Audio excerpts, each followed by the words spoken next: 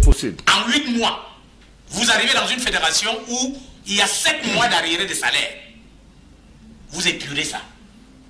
Et vous faites entrer dans la fédération, en termes de finances, 1 milliard pour avoir atteint les demi-finales de la CAN, 1 milliard 200 millions pour avoir atteint la 3e place de la CAN, 6 milliards 800 millions ou 7 milliards pour avoir été qualifié à la Coupe du Monde. C'est beaucoup d'argent. Donc on dit que certains de ses prédécesseurs ont fait pareil. Oui, mais alors qu'est-ce qu'ils ont fait de cet argent? L'immeuble de la FECAFOOT, dont M. Iya avait cantonné les sous en Suisse pour qu'on la finisse. Elle est déjà finie. Iya est en prison depuis 2012. On est en 2022.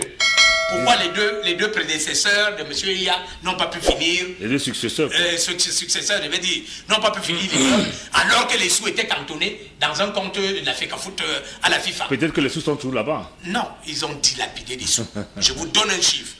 Lorsque le ministre Oona Joseph, qui était le président de la normalisation, partait de la FECAFOOT, il a déclaré dans les antennes de Canal 2 que je pars de la FECAFOOT en laissant dans les caisses 6 milliards 600 millions. Celui qui gérait la FECAFOOT à cette époque a dilapidé 6 milliards 600 millions en 23 mois. Et il était à la tête de la fédération alors que son mandat avait été, son élection avait été annulée. Vous vous souvenez que c'est à la force d'un communiqué radio presse d'un membre du gouvernement qu'il est resté à la tête de la FECAFOOT.